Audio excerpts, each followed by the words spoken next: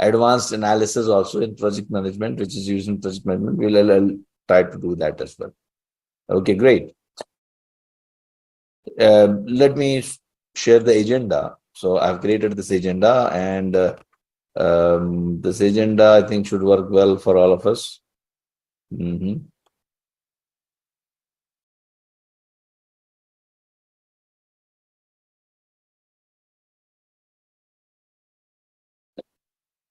So towards the end, I'm going to give you the 3 tips.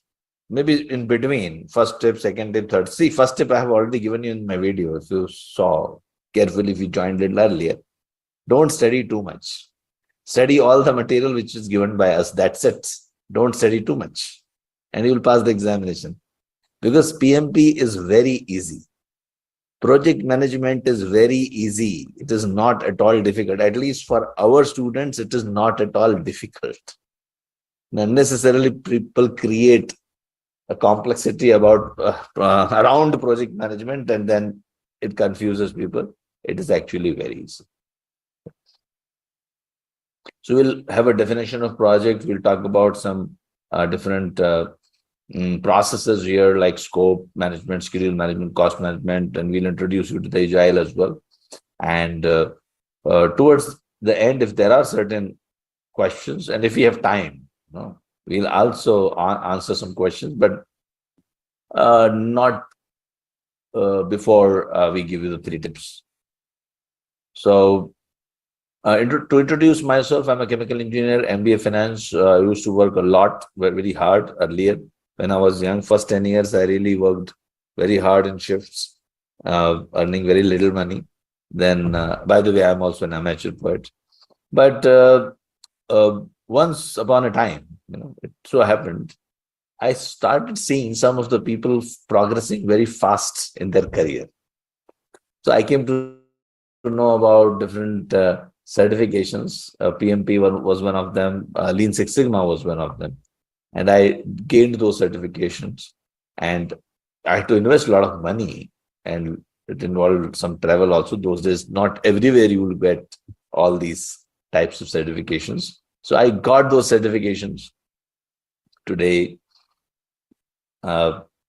after gaining some professional certifications, as I said before, you have consulted for more than 500 organizations worldwide, which includes a lot of Fortune 100 companies, and train more than 150,000 people worldwide. It should be, I think, 175,000 now, because 150,000, this number is, I have not changed in the slide for the last 2 years. And we have definitely added 20,000 professionals more. Why I'm telling you all these things? Because you can also achieve this and much more.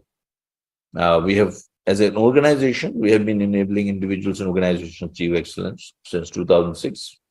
Quite some time we have been around.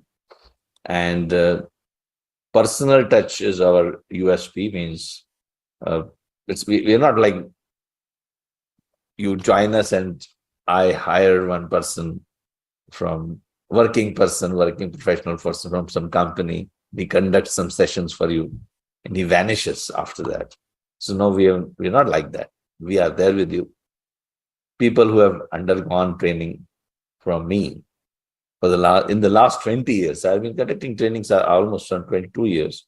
They're still in touch with me. And if you face any difficulty at any point of time, you can connect with us. We have, of course, a strong team of 25 people who are behind us.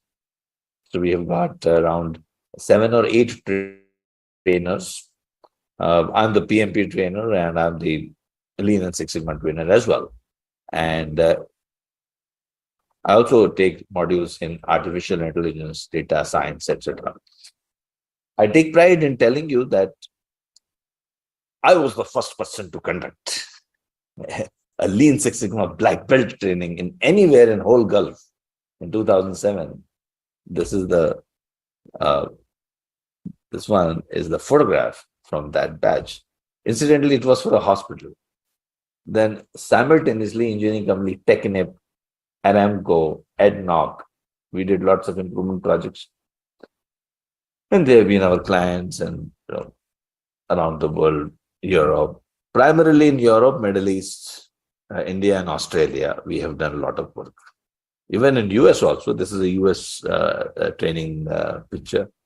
So just to prove that, you are in safe hands, you're talking to an expert who have been into project management for quite some time. Won some awards, and I've got many videos to prove my credentials, but I'll not spend too much time. Of course, appear on some TV shows, I am Shaker Suman, shows, and I wish to etc. congratulate. And uh,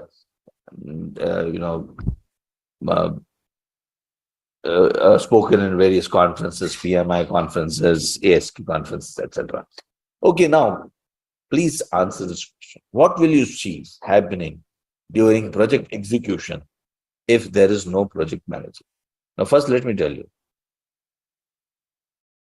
even if there is no project manager, still you can do a project. Still, project can be accomplished. Yeah. So, what do you see happening during a project if there is no project? Now, if you've not understood the question, you are just hearing project management for the first time, I'll introduce you to the basic definition of a project also. Project is a one-time endeavor, okay, which has a starting point and end point. It doesn't exist after some time. It is dead after some time, and that is a project. So building a Taj Mahal was a project. Building pyramids was a project. Climbing the Mount Everest was a project. Yeah. Sending the man on the moon, Apollo mission was a project. Yeah. So what will you see? And give wrong answers, don't worry. I want to hear from you. What will you see if there is no project manager? I think comments are enabled, right? Okay, so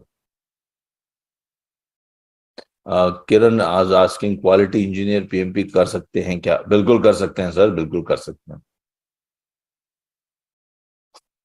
Yes, all people can do project management because everyone gets involved in projects. So project will delay. Vasif is telling, Jamal is telling no control. Yes, very good. Missing the deadlines, as we see Rohit is telling.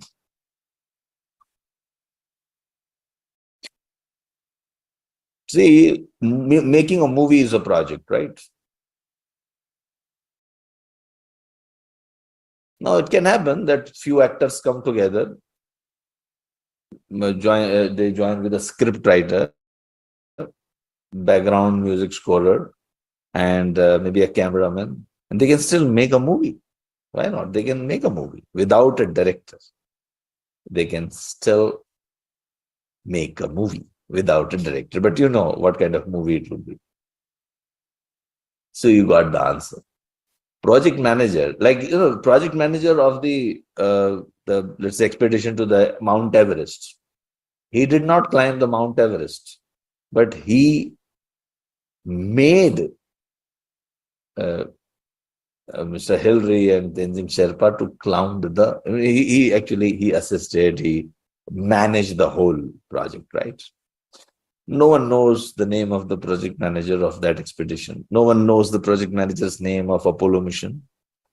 Who's set the first foot on the moon? Everyone knows his name, but no one knows the project manager's name. So that's what happens. Project manager gets all the money, right? He doesn't get any name. Okay, I'm just joking. He gets a name also. So let us look at let us introduce you to the basic definition of a project.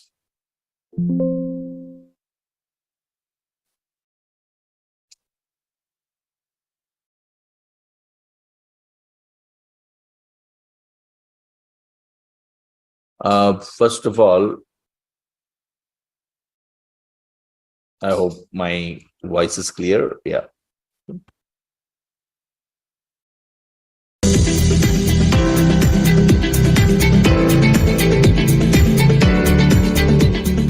Let me talk about a very simple yet commonly asked question. What is a project? Let's see how a project can be defined. In simple words, a project is a series of tasks that need to be completed in order to achieve a specific result. A project is a temporary, unique, and progressive attempt made to produce some kind of a tangible or intangible output. The output could be a product or a service. Let's look at what are the characteristics of a project. A project has a clear start and end date. A project has boundaries. A project creates something new and unique. And a project is not the same as a process, because process is repetitive and project is one-time endeavor. A project can be big, for example, constructing a building or a road. A project can be small, for example, planning a weekend trip. Well, that is also a project.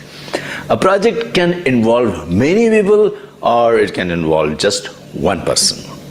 Most popular approaches a project can follow during execution are predictive, agile, and of course, there can be one more type, that is the hybrid of both predictive and agile. Predictive approach is followed for projects where we need to plan everything in detail in the beginning. For example, constructing a bridge or constructing a building or a petroleum refinery. In these kinds of projects, we have to spend adequate time in detailed planning, and the plan is executed over the life cycle of the project. Changes are difficult to make. For example, we cannot change the direction of the bridge somewhere midway during the execution of that project. Agile approach is followed where you can't plan everything in detail, and when you are executing a project where the requirements of the customer are not fixed at the initial stages and might change over the period of time. For example, if you are constructing a website, then all the requirements of the customer are not clear in the beginning. Though the value the customer is going to derive from the project is clear, the requirements will keep evolving over the period of time. Such projects need many iterations before we get the finished product. And then we have hybrid approach. It is used in projects where a mix of both predictive and agile approaches are applied. This was a brief explanation of what a project is and what are the most popular approaches followed during project execution. For more information on project management, subscribe to my channel and get videos every week. Happy learning! Happy learning! Thanks for taking out time to watch this video. To learn about our other videos, link is in the description below. Subscribe to our YouTube channel and have a great day. For more information, you can write to us on inquiry@anexas.net.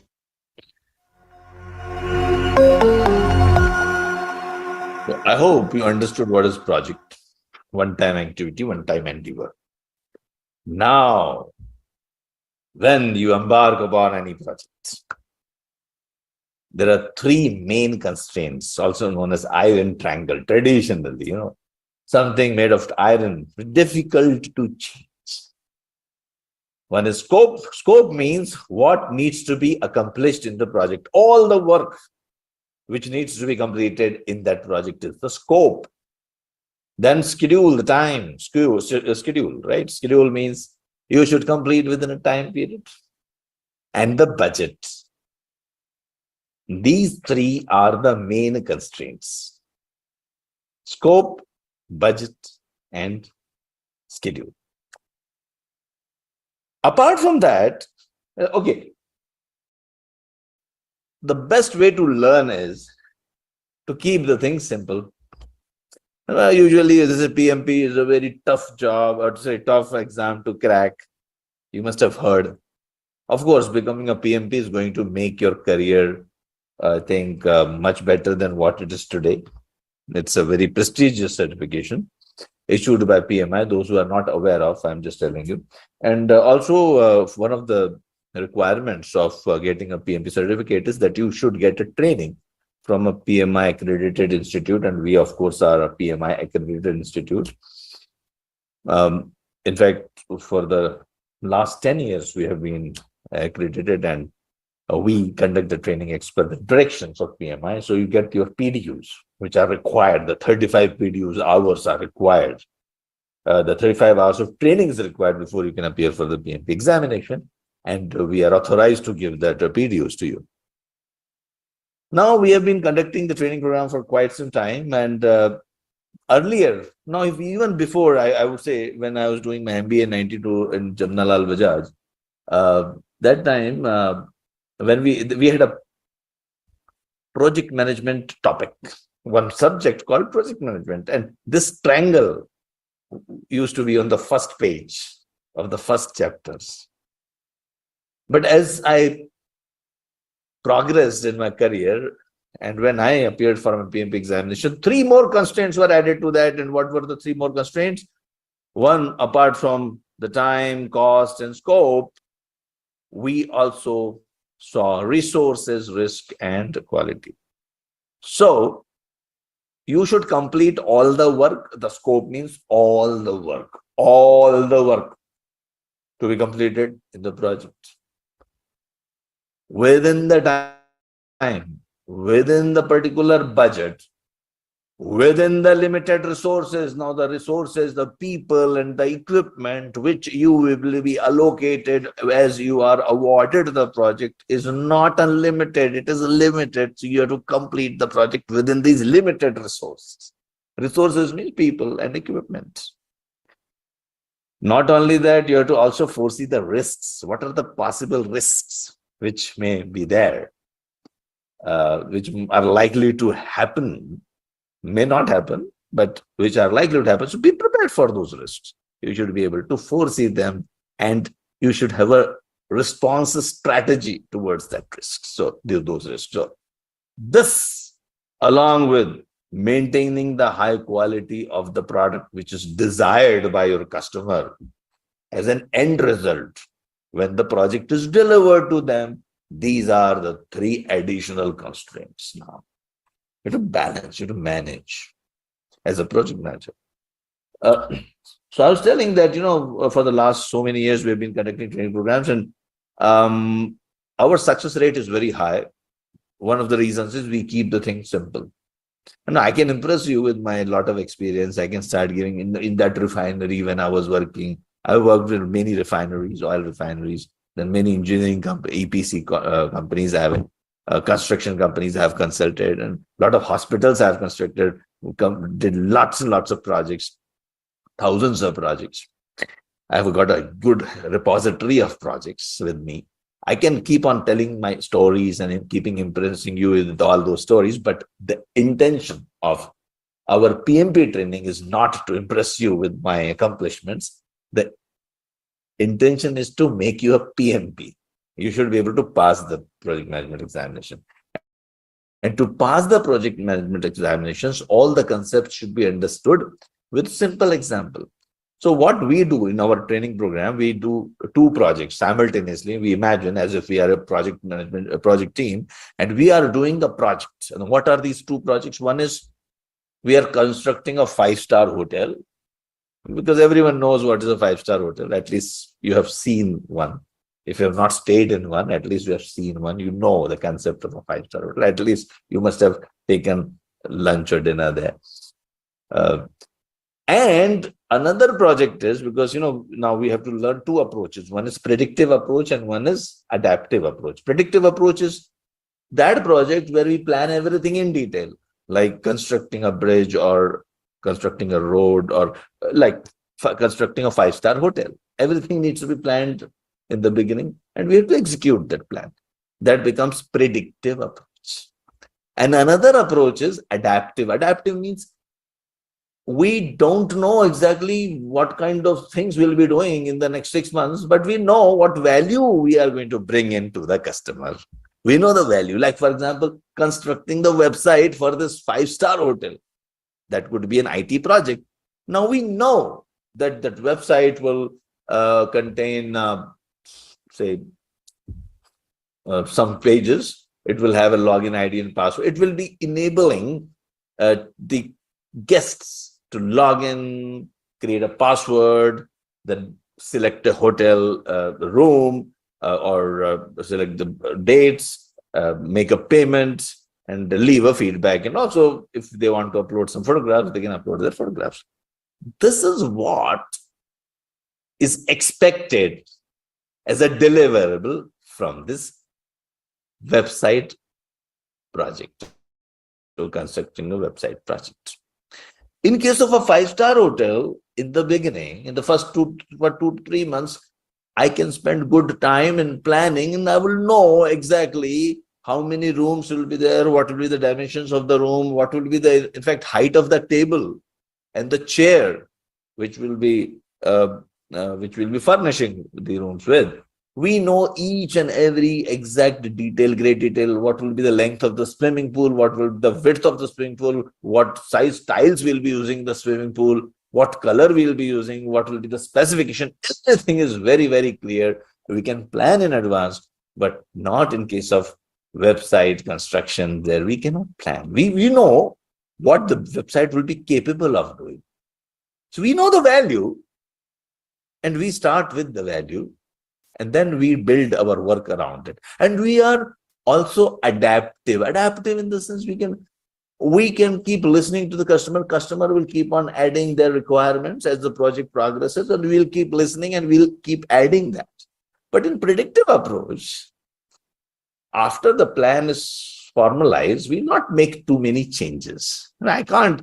My customer will say, well, I did not like this room. Can you change the direction of the room? This door is not, this direction of the door I did not like. Can you make it here? You can't make too many changes. The third floor, which I had designed this way, can it go on the 7th floor, and 7th floor can come on the 2nd floor? It's not possible in a predictive approach. But in our construction of website, yes, it is very much possible. But in all the cases, these constraints are there. See, these constraints are common, both adaptive and predictive approaches. The constraints are common. You have got time, you have scope, cost, risk, resources, and quality. I hope you are with me. And one more thing, don't forget one more thing. Customer satisfaction also has been added here. Customer satisfaction. So along with cost, time, scope, resources, risk, and quality, you have customer satisfaction. Customer also should be happy. Yeah. Earlier, maybe I think 7-8 years ago, we used to teach in PMP sessions that if you have managed your project within the time, within the cost, within the scope, within the given resources, within by taking care of the risks as well, you are 100% quality, very good, great project you have delivered. Even the customer is not happy. Even the customer says, well, yeah, good, I've seen your 5-star hotel. It's as per this, but I'm not happy. But we could say that you told us to build 200 rooms of 20 floors within this area with this dimension of swimming pool, and we have delivered exactly what the customer told us in the beginning. Even the customer is unhappy, but still we would say the project is a great success. But not anymore, unfortunately, especially with the introduction of agile or adaptive approach. You have to make the customer should also say, yes, I am happy. How will it happen? You have to consistently, continuously engage the customer during the whole project. So customer should be also satisfied. So as a project manager, you have to achieve all these things. You should be like a Superman. Yes. And typically, every project will have basic 3 phases: initial phase, intermediate phase, and final phase. Typically, all projects have got that. But the phases or the stages, they depend on the project. So a construction project may have phases like, government approval, designing, then planning, then maybe designing, then laying the foundation, then constructing the building, the basic structure of the building, then furnishing, and maybe if our project also includes the recruitment of the employees of that five-star hotel, even that could be the last phase, recruiting the manpower for the hotel to run, because maybe your project also includes that hotel should be functioning when you hand it over to the customer. So these will be the phases. So every project has a life cycle. We told you project is a one-time endeavor. It is dead after some time, but it is alive for some time, isn't it? It is alive during these 2 years when we are constructing our hotel. Our project is live for 2 years. This is life of 2 years. Yeah. So we call it as a life cycle.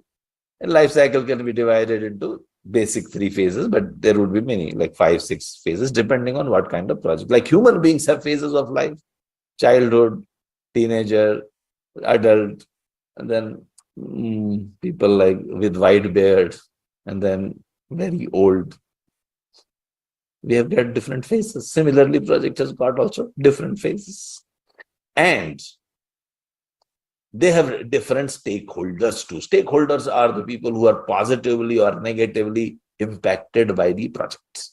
So obviously, project manager is one of the key stakeholders, and the customer and the user would be a key stakeholder. Customer and user could be different sometimes. Like, for example, if a billionaire, multi-billionaire is given us a project to construct a five-star hotel in Dubai. Let's imagine Elon Musk, after entering into Twitter, he has got a lot of things to do, but still, he also wants to enter into the tourism industry, or he wants to enter into the five-star hotel industry. So he has given us this project. So he would be our customer, but the user could be, user of the hotel would be, maybe he's handing over to, let's say, Sheraton or Marriott Hotel, or whichever, some hotel group. So that could be the user, or the people who are going to stay in that hotel, they could be the user. So they are all our stakeholders, plus the performing organization, the organization which is actually executing the project. Like, let's imagine all of us are executing this project. So that means that we become a performing organization. Project team members, our team members, all the construction workers, our managers, everyone will be project team members, and the project management team will be the managers in the team, which is managing the whole workforce. Sponsor is the person who arranges the financial resources. Influencers are anyone who can directly or indirectly influence our project positively or negatively. And PMO, project managers management office, is the back office for the for our organization which is executing this project. Primarily, the PMO may exist or may not exist.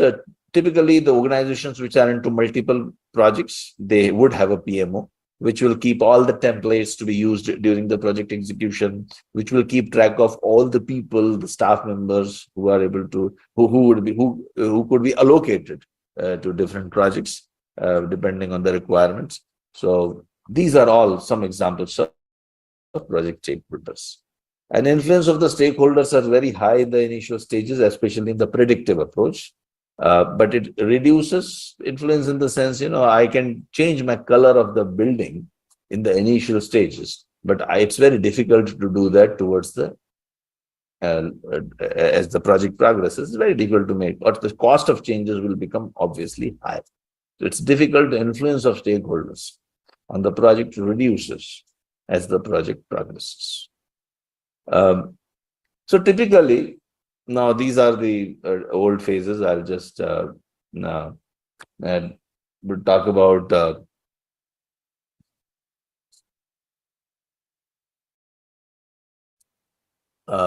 predictive approach first. Let me talk about predictive approach. There are two approaches. I hope you understood predictive and adaptive. Predictive means where I can plan everything in detail. Yeah. And let me show you the different, the lessons which we learn. So today I'll be very, very quickly taking you through some of the topics. Today's objective of the session is to give you an overview of project management and also tell you how a project is executed. See, first thing you should know the business environment. See, now taking example of, let's say, our 5-star hotel project. Elon Musk has given us the project, isn't it? We have been allocated by his companies. They must have studied the feasibility of this project beforehand. They must be knowing what are the benefits of constructing a 5-star hotel, and of course constructing the website for that 5-star. They must be. They're not fools, isn't it? They've done their due diligence, the cost benefit analysis, etc. They've done everything. I should be aware of it. As a project manager, I should be aware of it. Why? Because if I know the benefits which the customer is going to derive from the project, I will be able to deliver a better value to the customer. If I know the mind of my customer, I will be able to do a better job. When I execute my project, I will be able to do a better job. And then once that is done, here I can use different types of analysis, like you can use pestle analysis. I will not be going into the details of pestle analysis today. Maybe randomly I'll take some tools so that you go through the whole journey. Maybe I'll pick up one tool from lesson 1, one tool from lesson 2, 3-4 tools from planning the project, lesson 4, and maybe one tool from let's say leading the team. But in general, if you think of your 5-star hotel example, and that's what I said, see, always take a simple example which you stick with it throughout the training. So once I have understood the business environment, then you start the project. Then you build a team. You build a team. You make some ground rules from the team. Make a team charter. Make a team charter. Team charter. Team undergoes 5 stages: forming, storming, norming, performing, and adjourning. So whenever you are embarking on a project and when you are forming a team, when forming means, A, B, C, D, E, F, Mr. A, B, C, D, E, F, you are in one team. But team doesn't start performing immediately. They don't start. Tuckman's ladder, we call it as Tuckman's ladder. Team doesn't start performing immediately. After forming comes storming. And there are storms in the minds of the people. Why I'm there in the team? How can I impact the project? How can I show the world who am I? Storm. A little bit of ego issues are there. There might be a little bit of conflicts. People are trying to understand their roles. They're confused sometimes. Clarity is a little less. Storming. Then comes norming. Clarity happens. People accept each other. And after that comes performing. Okay. So there are 5 stages: forming, storming, norming, then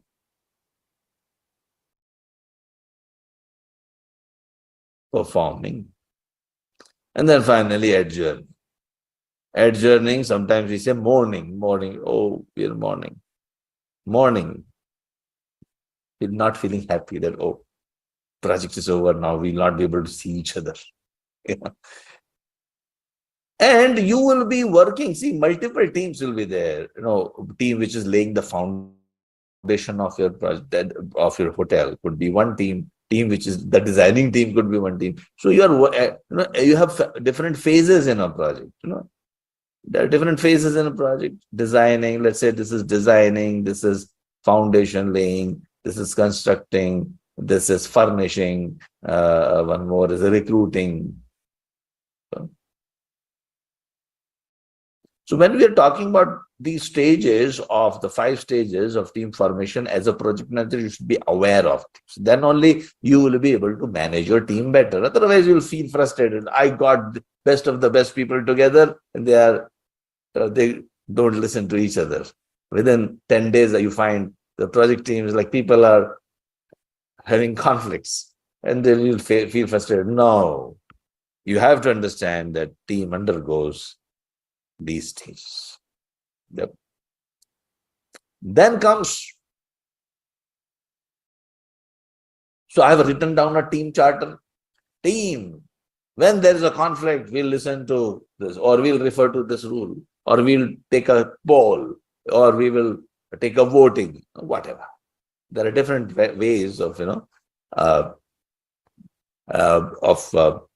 making decisions. Write in the team charter how we are going to make our decisions.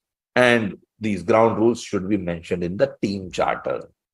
And then comes one more charter, which is project charter. Now, in project charter, you have to tell everyone. You have to tell everyone, all the stakeholders, of course, your team members, project team members, customers, what is expected from the project at a very high level. Please remember, at a very high level, not into the detail, very high level. Project charter. Typically, a project charter will look like this. Now, it is not a standard format for writing a project charter. Let me tell you that. But typically, it looks something like this. It has got a title. Yeah.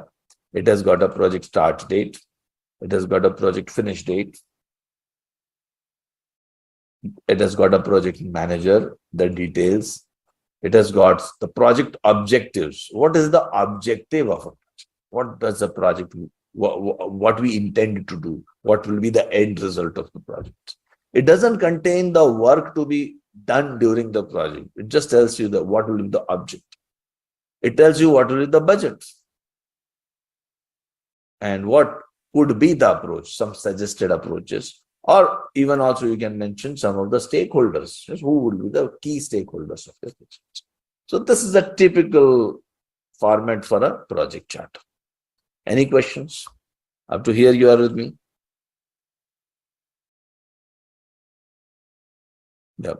Yeah, we are recording the video. Vasif is asking, are we recording the video? Of course, we are recording the video. If you attend the session in full, which I expect you to do, then only you will get your 2 PTUs if you are coming here only to get the PTUs. Or then only you will get, in fact, if you want to have a even certificate for that, you can still get that. Then only after you attend the full session. Yeah. So this video is recorded and it will be given to you. It's actually it's live on, I'm not sure where. My team sometimes put me live in Facebook, sometimes YouTube, somewhere, I don't know. My team can tell where I'm live today. Okay, but all the recordings are there and you'll be able to get those recordings. Not only these, in my previous training programs also, all the recordings, just subscribe to Anexas Europe channel. So don't worry. I hope you got it, right? Thank you. Mohammed is asking, is PMP highly recommended for managers only? No, PMP is recommended for anyone who has got more than 3 years of experience. Anyone, at least 3 years of experience is required. Anyone, any professional. Okay. Rafi is telling, good evening from UAE. Okay. Thank you. Good evening. Okay, great. So now we have created a project charter. Now, once we have created a project charter, after that, we develop a scope statement. Okay. We develop a scope statement. Let me refer to one document. Now, it is very, very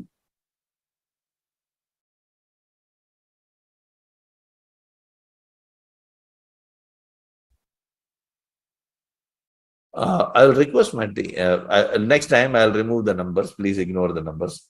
My team can remind me next time I can remove the numbers, because the numbers used to be those in the previous PMBOK edition, the chapters, but they are no longer true anymore. These numbers don't have any meaning. Please remember. So here, first, we write all the work. We develop the scope, right? So we have developed our charter, right? Then we collect all the requirements. We collect all the requirements. So first we have understood the environment. I'll write it down here. Business environment we have understood, right? Then after that, I have written a project charter and also a team charter as well. As a team, how we are going to work. And we have also identified the stakeholders. Identified the stakeholders. Who are our stakeholders? We should make a list of our stakeholders. So we create a stakeholders list so that I can manage them effectively. Who are the important persons? Who are the people who are getting influenced by? So I should know who's person who's supporting me, who's a person who's looking for details. We can analyze the statements. We can, and then comes we understand the scope. We also, in fact, we create a project plan. So in the project plan, you have got how I will manage my scope, how I will manage my schedule, how I will. So if you go back,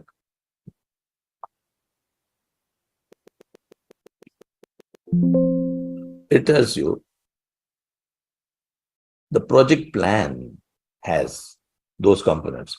How I will manage my scope means how I'll collect my requirements, how I'll write down my requirements, how I'll estimate my budget, how I'm going to monitor, how I'm going to estimate my time, how I'm going to monitor the schedule, how I'm going to get the resources, recruit the people, how I'm going to, get the equipment, how I'm going to manage my risks, how I'm going to manage my quality, and also not to forget how I'm going to keep my stakeholders and customers satisfied. Okay. This is a project plan you create.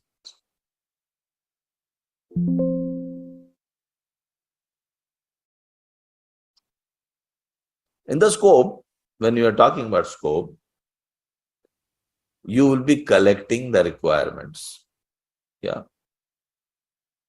You will collect requirements. Collecting the requirements means what requires to be done in my hotel? What is like, I need a swimming pool, I need a Italian restaurant, I need a nice reception with some Italian chandelier maybe. Yeah. All the requirements in detail needs to be captured. This you can do using your different techniques like Delphi technique. Delphi technique means there are 3-4 experts, maybe not sitting in Dubai only. They may be sitting in all the parts of the world, maybe New York, London, Tokyo, Melbourne. And we tell them that you are participating in a Delphi technique. We are collecting the requirements. I'm trying to construct a hotel. What are the requirements of a hotel? And these people will give their inputs. You compile all their inputs, then send it back to them saying that we are using a Delphi technique. You're part of the whole exercise. And then they will, once they see the compilation of other experts as well, then they will give their opinion. Again, you collate all their opinions, again send it back to everyone. So this to and fro happens 2-3 times. And you get a very, very good set of requirements for a 5-star hotel, which would be very much elaborate. You can also use lessons learned from the previous, if you have constructed similar hotels in the past, you can even look into the lessons learned repository of your previous projects. You can also look at benchmarking, look at how others have done it. You can go into journals, you can ask the experts, consultants. These are all different requirements. Collect requirements. Then comes, once you have collected the requirements,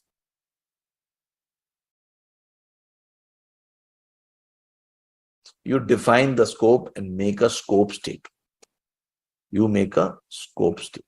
Scope statement means whatever work needs to be done during the whole project, it needs to be written down in detail. All the work. Well, it will be very difficult, if someone throws all the work at you, you will be confused, isn't it? So what you do, you break it down using decomposition method. You break the whole scope, all the work, into smaller components, smaller and smaller components, and keep breaking it down. We call it decomposition method. And similarly, you keep breaking it down, and finally, keep doing it till the time you get a package of work, small package of work, which we call it as work package. And this whole structure is known as WBS, work breakdown structure. So I've got a work package where I can assign fairly accurately the resources, budget, and schedule. So typically, let's take an example. Oh, there's an example given here. Let me show you that.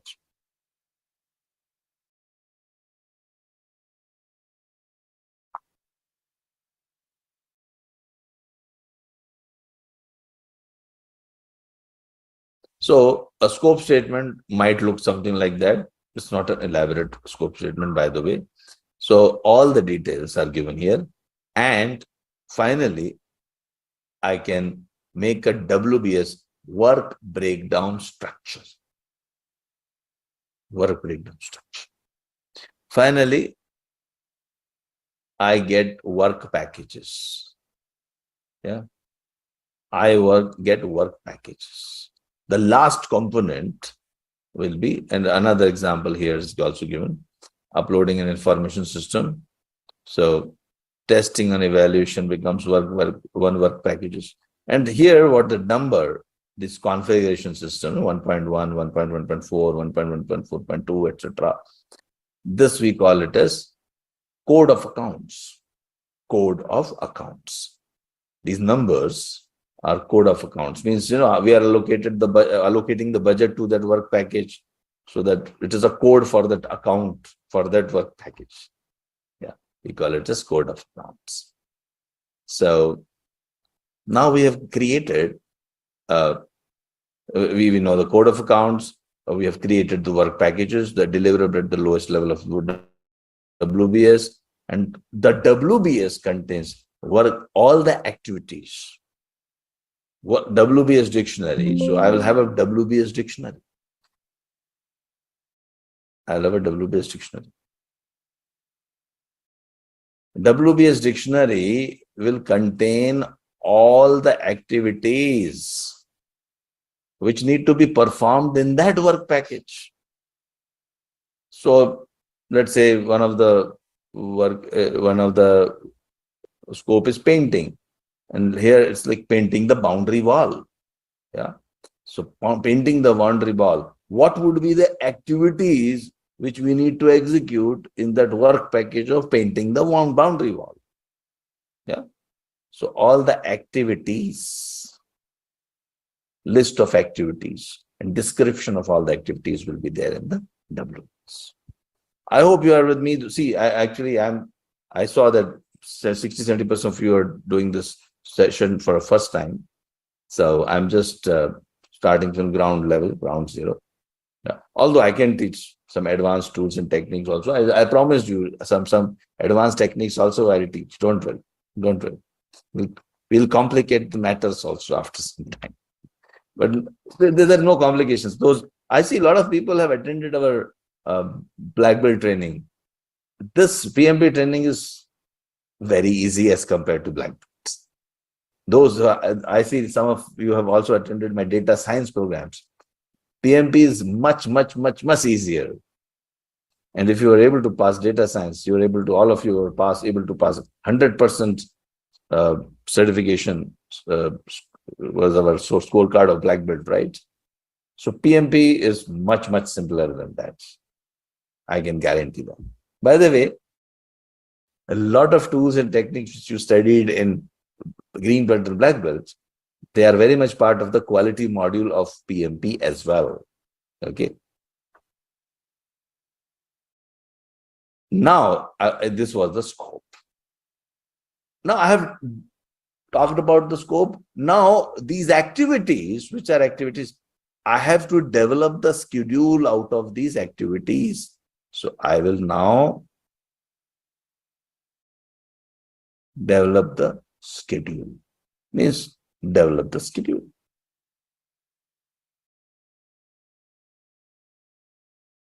To develop the schedule, I'll have to estimate the activity duration, isn't it? Estimate activity duration. How much each activity will take. I hope you are able to visualize. Now we are in this work package. In the work package, there are multiple activities. 1, 2, 3, 4, 5. Okay. And now I have to estimate how much, like if I am talking about painting the wall. So first is like, I'll get the paint. Then I will I don't know, start painting. Maybe I'll give instruction to the team members. And then I'll start painting the first wall, then the second wall, and third wall, and so on and so forth. So all the activities which are required to be executed in that work package are listed. And you fairly accurately know what will be the cost of that whole activities, or list of activities, so work package. Then I can also develop a schedule in the sense using a network diagram, like first activity to be started, that second 2 activities can be done in parallel. These 2 activities like this, after this, and something like this. Yeah. The sequence of the activities I can develop. And I'm talking about now one work package. Imagine multiple work packages. Now, how can you handle all these things? Earlier, 25 years ago, when we learned project management, and I was part of, I'm proud to tell you, in 1995, I was given the job of commissioning the polyethylene telephthalate plant of Indorama. I was not given the job, means I was a team member. I was young. I had a lot of hairs on my head and I was young.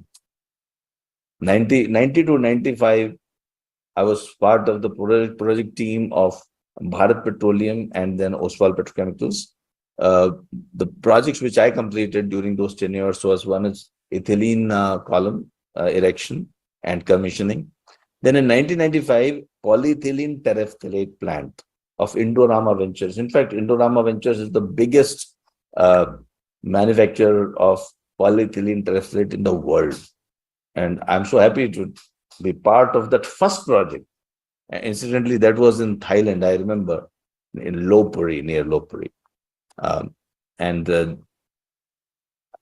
could see all these things happening. In those days, we had to have blueprint.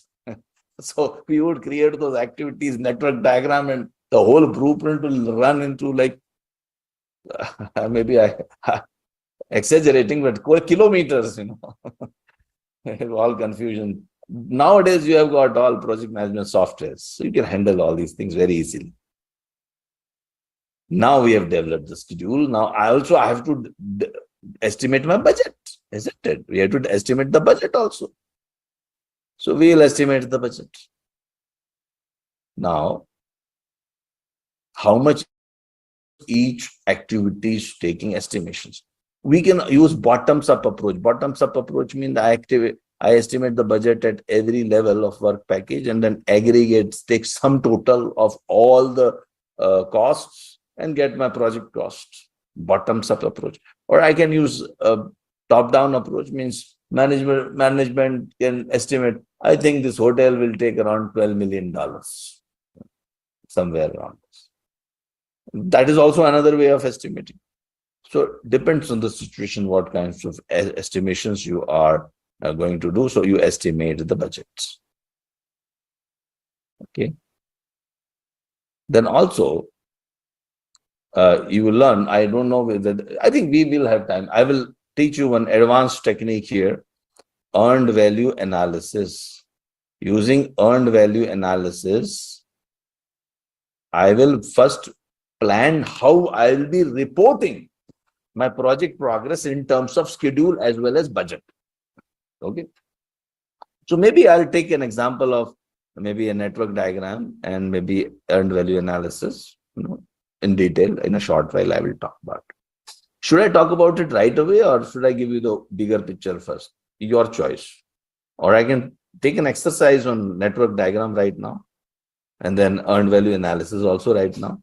And then we can proceed. What is your choice? Anyway, we are going to learn everything. What do you want to learn first? I'm scheduling my activities. This is a work package, right? This training of 2 hours is a project. Yeah. I have broken down my project into smaller components. Right? Yeah. And I'm into an activity. Now I'm trying to schedule my activities. And I have to listen to the customers. In adaptive approach, you have to listen to the customer more often. There you use sprints, 2 weeks, 2 weeks duration. So you pull out the work. You have first collect all the requirements. Requirements in adaptive approach, when I'm constructing a website, I call this as backlog. Okay.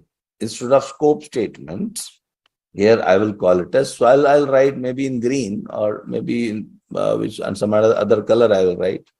Yeah, maybe I'll write in green. Here I will write, we call it as backlog. Backlog means all the work needs to be completed as I construct my website. There I'm using adaptive approach. Backlog means all the work. And the backlog is always obtained in the form of stories.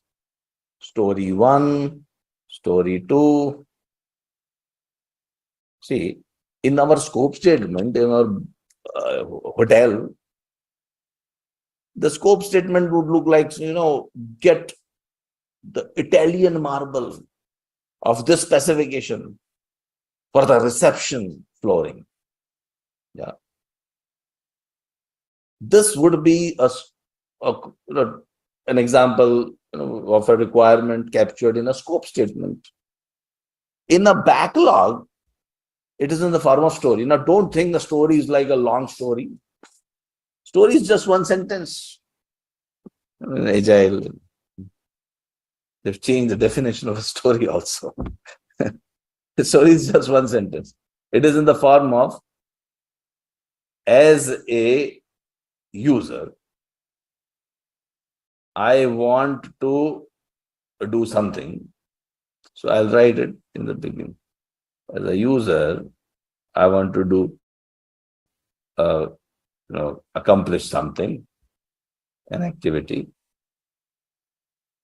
so that I can get some value out of it.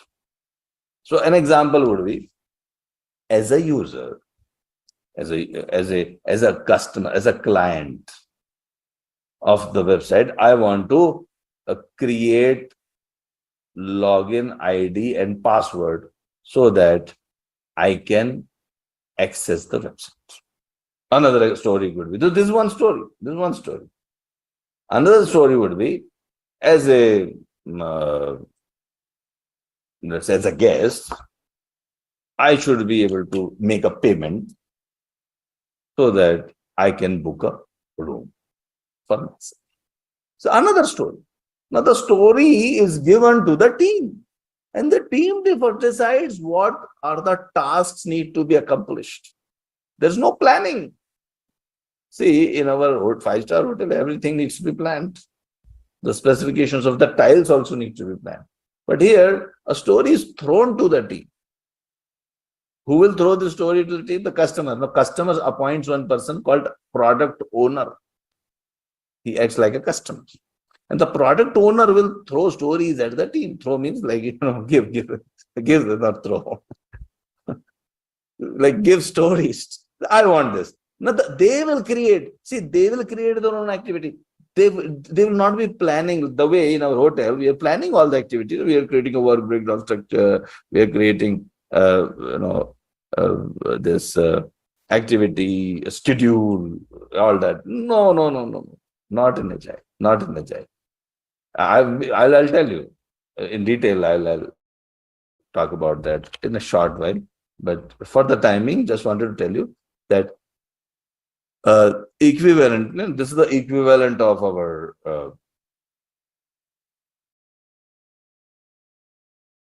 the adaptive approach. See, adaptive approach also similar things you are doing, but in a different way. Okay.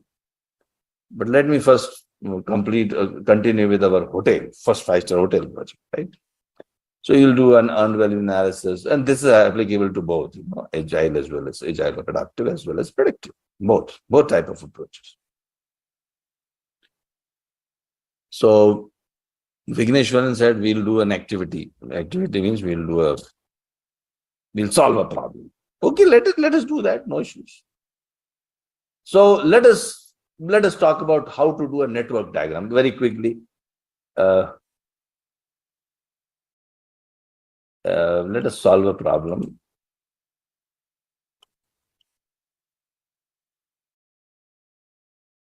Okay, before that, let me also talk a little bit more about how I'll be managing, how I'll be planning my schedule. So while you are planning your schedule, the activities, you can make a network diagram like this.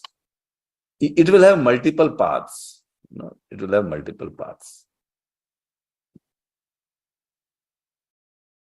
The path with the longest duration will be called as critical path. Why? Because any delay on that critical path will delay the projects. But the delay on the other path, which is not a critical path, will not delay the project. It will always have a buffer, which we call it slack or float. Slack or float. These are the words. Generally, float is more popular, which is the buffer. So can you tell me which is the critical path here? There are three paths here, right? Start, A, B, C, and finish. Start, D, E, and finish. And start, F, and finish. Which one is the longest duration?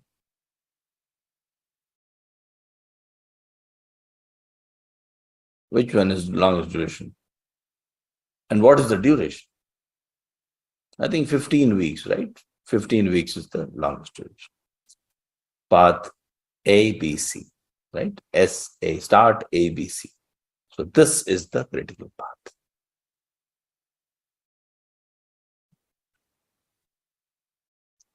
You can also use milestone charts, especially the senior management is more interested in this milestone charts. Let me this is a Gantt chart. This is an example of a Gantt chart. If you use project management softwares nowadays, you can list down all your tasks here, your activities or tasks here. So we have work package, and these are the activities or tasks. Activities or tasks, almost same thing. Work package 2, these are the tasks, and then we make bar charts representing the duration, and the sequence of those bar charts will also tell you what activity needs to be performed first and what activity needs to be performed. So we can use that.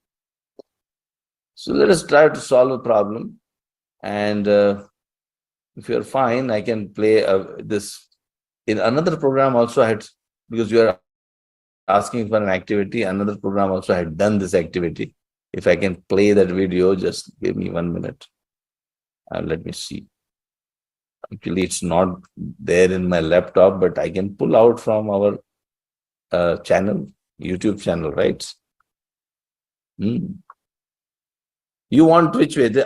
In one example, I have done a very seriously, I've taught, and in one example, I've taught in a funny way. Which one you want?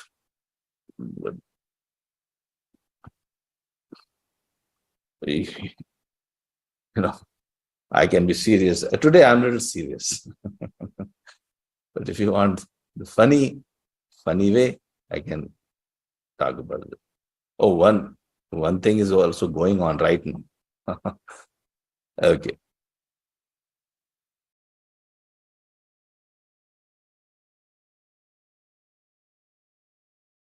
So people are telling, let me take a vote.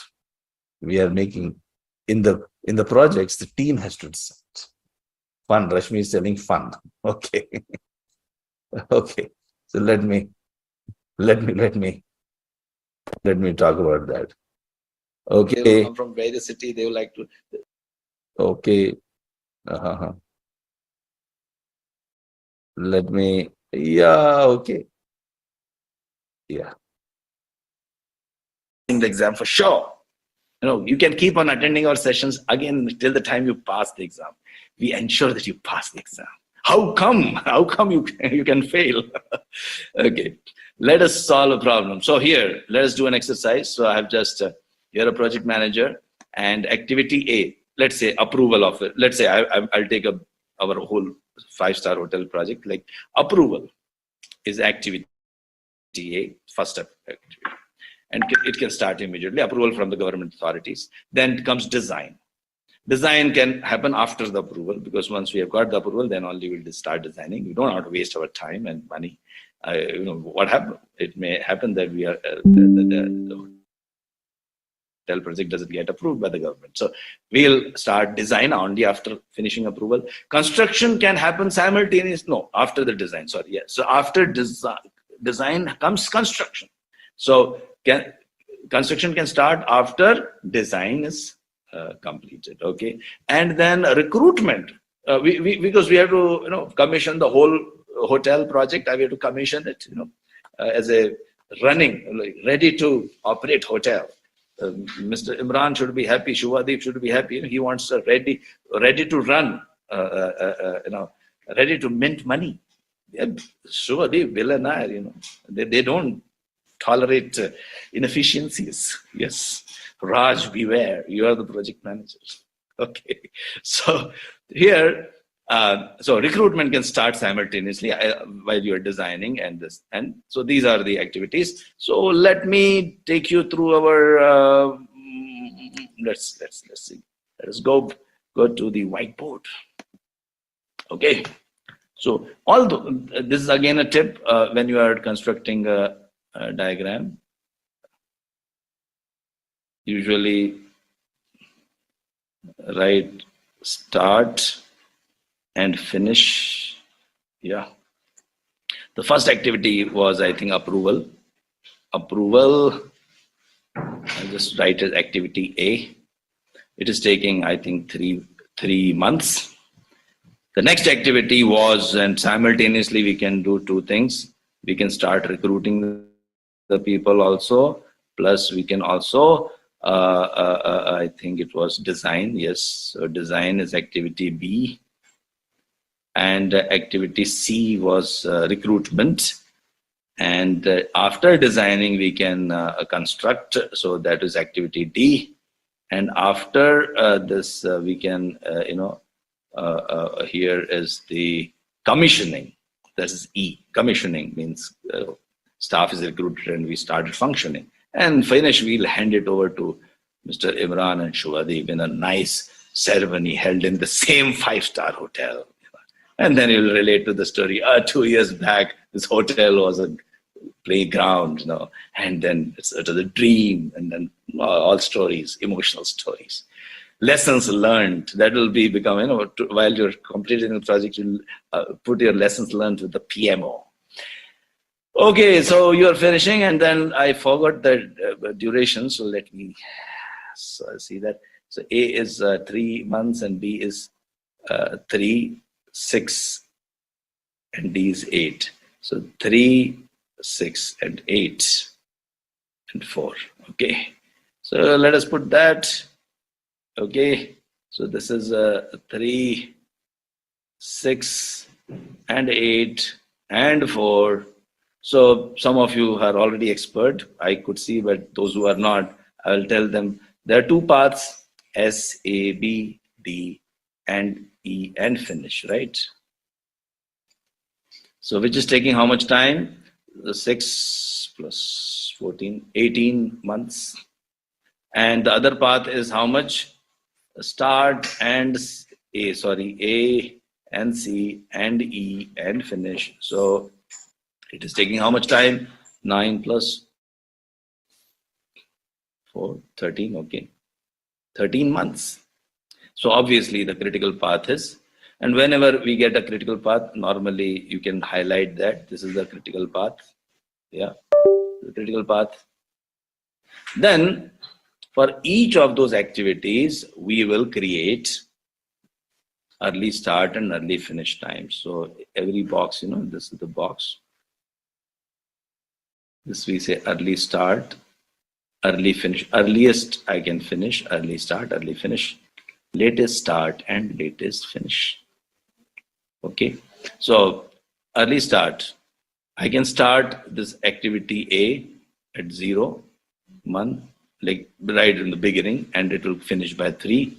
Here, early start, I can start because 3, so I can start at 3. It takes 3 months. So 3 plus 3, 6 months, I can finish, early finish.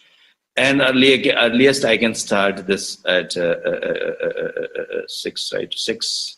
And earliest I can finish by 6 plus 8 is how much it is? 14, okay. And then here I can, okay, before I move, let me finish this as well. So C I can start earliest at 3. And earliest I can finish, because 6 months it takes, so I can finish in 9 months. Okay. Now E, when can I start? Earliest when can I start? Can you tell me? Earliest when can I start? Activity E. So many of you are saying, some are saying 9, some are saying 14. So those who are saying 9, I'd like to tell you them, you cannot start E unless you finish both D and C. Both D and C, right? Both D and C. So you cannot start at 9. You have to start at 14. And earliest finish can be 18. Okay, we call it as forward pass. So when I'm looking at this, and when I'm looking at early start, early finish filling, I say forward pass. Forward pass means I move from left to right, from here to here, right? Now let us do backward pass. Backward pass, I will fill these things. Late start, late finish. Okay. So late finish, so you start from E then. 18 here, and this can be 14. Okay, very good. Now, late finish for activity D is 14 only. Late finish for activity C. Tell me, late finish for activity C, how much? Late finish for activity C. Let's see, right answer will get you $1,000. Let us see who has given the right. A lot of people have given right answer, but fastest finger first was Ibrahim. Okay, so Ibrahim, yes, you're right. 14. Yes, 14 minus 6. Here becomes what? 8. Okay, very good. And let us look at now activity 3. Activity A. Latest you can finish by when? Oh, before that, let me finish D also. So D becomes here 6. Okay, this also 6, and this also 3. Now activity A. See, whenever there are 2 branches. See, 2 branches going from A to B and C. Be careful here. Similarly, we were very careful here also at E. 2 branches coming to E. Very, very careful. When there is no branch, don't worry. It's very easy. So here, yes, as you rightly said, this is 3 and this is 0. Absolutely fantastic. Okay. Well, there is no time to explain all the reasoning behind these, whatever I have done, but you can watch this again. The recording will be sent to you. It will be available on YouTube. A lot of other recordings of detailed tools and techniques. I have explained detailed things.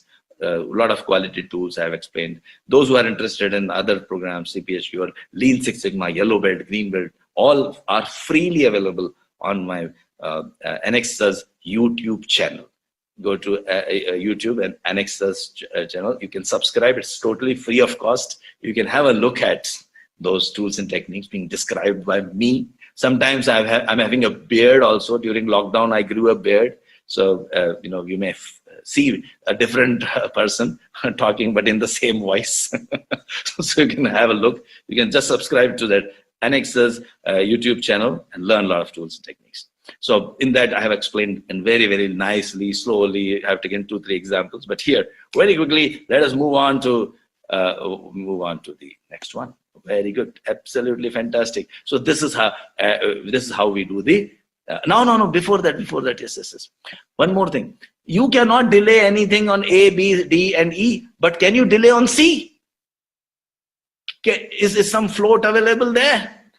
Is some float available? Yeah, yes, a lot of people are writing. Raj, the project manager, says yes. So we call it a float, 14 minus 9. How much is the float available? We call it slag, float. How much we can float around? 5 months. We can float around 5 months. We can relax. In recruitment, we can relax. Anyway, HR people, they say, sorry. Just joking. So the recruitment team can relax a little bit only for 5 months. We call it as float, slack, okay? Anyway, and we have got some project float also sometimes, like it is taking 18 months, right? But we have committed 2 years, 18, so 24 months. So we are finishing our hotel in 18 months, but we have committed to Mr. Imran and Mr. Shovadev for 24. So we have a project float also. We call it project float. Yeah. How much project float is available? How much is the project float available? 6 months. Wow, Kumara, you are great. Adil, wow. You're already expert. Why you are here? You already appears to be all certified PMP. I think PMI has sent to you to audit me. Am I conducting the training program correctly? Okay, very nice, good. So many of you are already aware of these concepts. Okay, others who are not, don't worry. Just takes a little time to understand, but it's very, very easy. All these things are very easy. This is considered to be very tough topic, by the way. What you just did, this is considered very tough. People fail. They say fail. We fail in PMI. I don't understand why they fail. I don't understand. Really, I don't understand why they fail. They should learn from us. That is why we keep giving you tips. Okay. Another cost management, very difficult topic. Let me teach you some cost management techniques. Very, very difficult. They say earned value analysis. Earned value analysis. What is earned value analysis? What is EV? So when you are okay, sorry. Before that, let us not forget. I was giving you a tip, and the tip myself I forget. How can I blame others? So keep looking at this. Right? So we have now beautifully captured the WBS. And then created the activities, defined the activities, very detailed, sequence the activities, estimate activity duration. We estimate the activity duration again from experts, from the previous projects, lessons learned, Delphi technique, brainstorming, and almost every time you have got organizational, there are other factors also. I'll not go into those details, but you have to take input from policies and procedures of the organization, the culture of the organization, a lot of resources are available in the organization, facilities are there, infrastructure. You have to take, consider all these things, and they become inputs to all those processes. By the way, these are referring, these numbers are referring to the relevant chapter of PMBOK 4.1. So if you want to develop project charter, read about it, go to 4.1 chapter of PMBOK. 5.1 plan scope management, that's what it's referring to. So here, coming back. So now we manage the schedule, we estimated the activity duration, developed the schedule, and while we're developing, while we are executing, we are also controlling. Mr. Project Manager, you told that this design will take 3 months. Is it on time? Well, in design also there are different work packages, work activities. All these activities have been sequenced, and everything is now taken care of by softwares. I remember in 1993 when I was commissioning EPDM rubber manufacturing plant, ethylene propylene dye rubber. You know, we used to make like in, where is the word? PPT, yes, hidden, yes. So let's imagine we are constructing a boundary wall, and there are 4 walls. Each wall you are given 1 day time, and each wall budget is $1,000. Okay, just remember. Now you are the project manager, and you go to the site on the 3rd day, completion of 3rd day, and you see something. You take the report, and now you have to report to Mr. Imran, our sponsor, our Mr. Suvadi. Say, what's happening, what's going on? Now these guys are all high class PMP guys, you know. They don't tell you, sir, behind schedule, not working. They don't like, they're earned value, you know. They talk in terms of value analysis, earned value. Tell me schedule variance, tell me SPI, tell me CPI. You know, that's how they ask. And you are like looking at them, what's wrong with them? I'm telling you, we are behind schedule by half a day, 2 days. They don't talk in these languages. Professional guys. So let us learn their language, right? So let's take this example. So if I take this example, where are we? Where is my notebook? Yes. Yes. So this is the wall, boundary wall.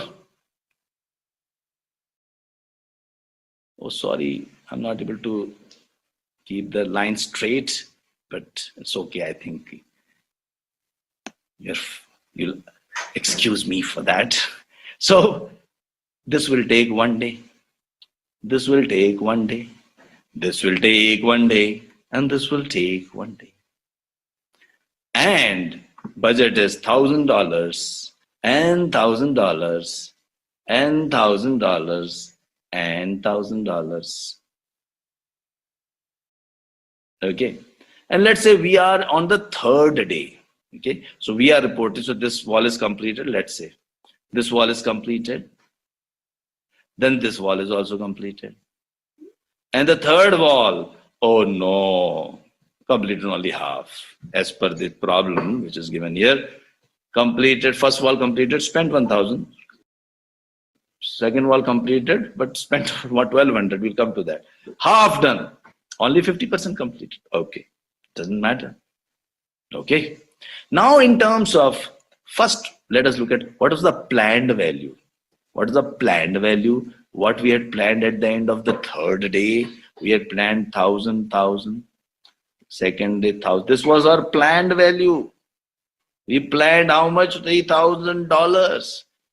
But how much we actually did or earned, how much value was earned by our project team? 1,000 they earned, yes. Mr. Imran will pay you then 1,000. You completed one. Yes. This also, I will pay you 1,000. Well, oh, Mr. Imran and Mr. Subhadi are not going to pay you 1,000. They are going to pay you only 500. Earned value for your project team is only 2,500 at the end of 3rd day. So, as a project manager, Raj will call Mr. Imran. Sir, now let me tell you, you are behind schedule or on schedule in this case? Obviously, you are.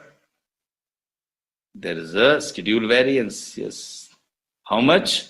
You are supposed to do 3,000, but you did 2,500. So you are behind schedule by $500 worth work.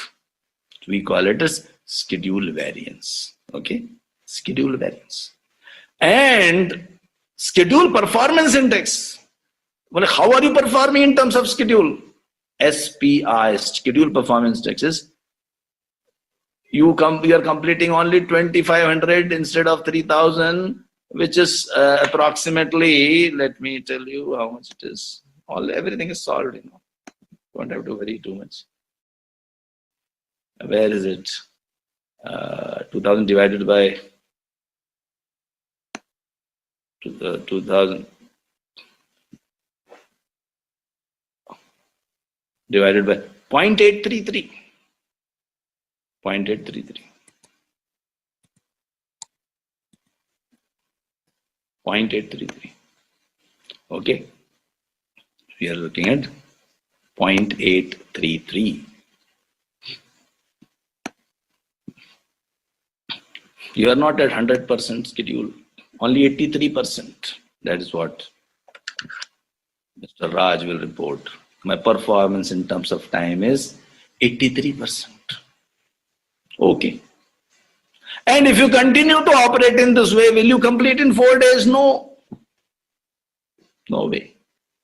Divide that by 0.833 and you will get, it will be more than 4, whatever it is, the number I'm not going to calculate, but that will be your estimated duration now, because you are at 83% performance in terms of schedule. So sorry to say that. You're never in time. Project managers, you're never in time. Okay, it doesn't matter. It happens. Everyone, no one is on time. Don't worry. Now coming to the cost. How well are you managing the cost? So we'll actual cost $1,000, where second day you spent $1,200. Oh no, not good. Third day you should have spent 500 only, because 500 worth was completed, but you spent 600 as per the how much? $600. Yes, and 50% complete. So 600, half done. Yes. Then you are at, how much is the actual cost? 2,800. You accomplished only 2,500 worth of work and you spent 2,800. Definitely your cost. You are not really doing good job, my dear friend. Mr. Raj really need to improve. Okay. Okay. So here, how much? It is 2,500 minus 2,800. How much is minus 300? Over budget. And cost performance index in terms of efficiency. How much is the index? 2,500 divided by 2,800. Oh, whatever it is, okay, 0.893. 0.893.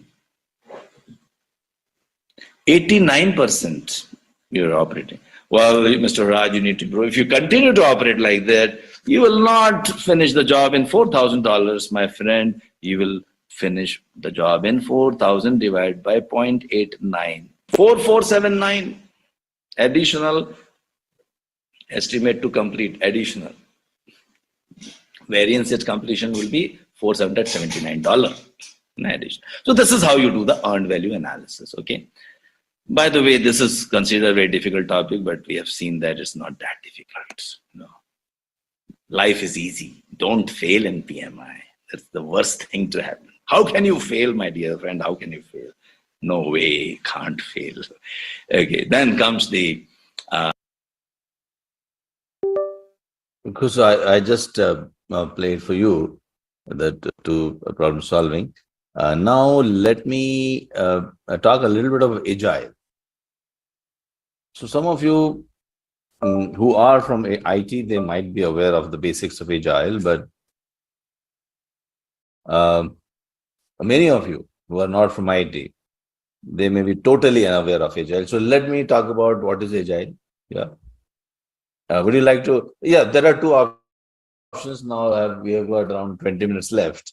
So you would like me to talk about Agile, or you would like to give me an introduction? We will continue the predictive approach, and Agile maybe some other time.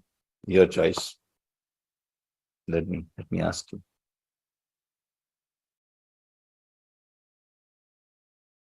Would you like to get introduced to Agile, or you would like to continue with the predictive approach? Oh, continue with the predictive. Many of you are telling continue.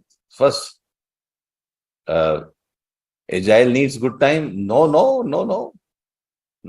Agile doesn't need good. Okay, what I will do, I'll do to get introduced to Agile.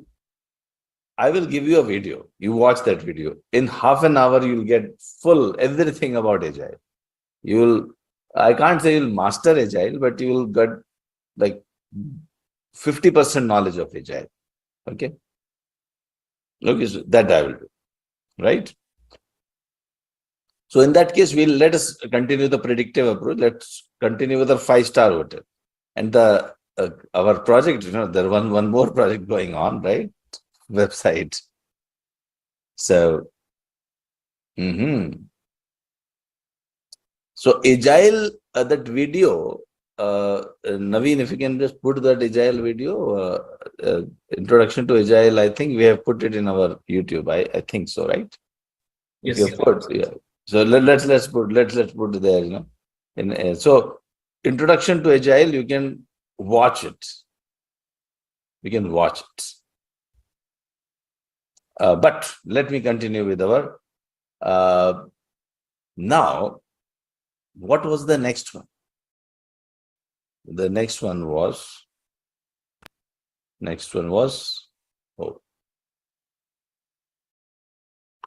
we have to think about the quality also. You have to maintain quality, isn't it? We have to maintain the quality. So I have to maintain the quality. And when you are maintaining the quality, you have to use different tools and techniques. You have to have your inspections and checks, whether you're delivering as per the customer's KPIs or not. You should know the tolerances. Customers is able to tolerate a little bit of inefficiency, but not too much. And the deviations from the specifications. And every project will have quality issues. And sometimes nothing, but at least the delay will happen. Let's imagine that the project manager is facing procurement delays. How will you solve the problem? So using some quality tools and techniques. So these quality tools and techniques are very much part of your PMI syllabus. Now, there's not much time to talk about, all the tools and techniques in detail. So what I'll do, I'll show you some of the tools. I'll just demonstrate the tools. If you want to learn about the tools in detail, I'll recommend you join my Yellow Belt session. In Yellow Belt, I conduct 2.5 hours of Yellow Belt sessions free of cost again. If you are impatient, you can even see the recording. Recording is available on our channel, but strongly recommended you watch the 2 hour, I think 2.5 hour recording of Yellow Belt, Lean Six Sigma Yellow Belt training. It contains all the details of the tools. I have explained the control chart in really very much detail, and the concept of control chart, also the histogram, the normal distribution, etc. But today, due to the shortage of time, I'll just give you the demonstration of how we can use quality tools. So let's imagine that our project is having difficulties of our procurement is delayed. Now what I will do, I'll collect the data first. I'll collect the data. And let's say I collect the data. And these are the procurement, days, number of days to procure some material, critical material, construction material maybe. It could be cement, it could be steel, it could be anything. And historically, I take around 120 days, 3 to 4 months to procure, which is too high. It will delay my project, isn't it? So one of the tools to analyze the data is histogram.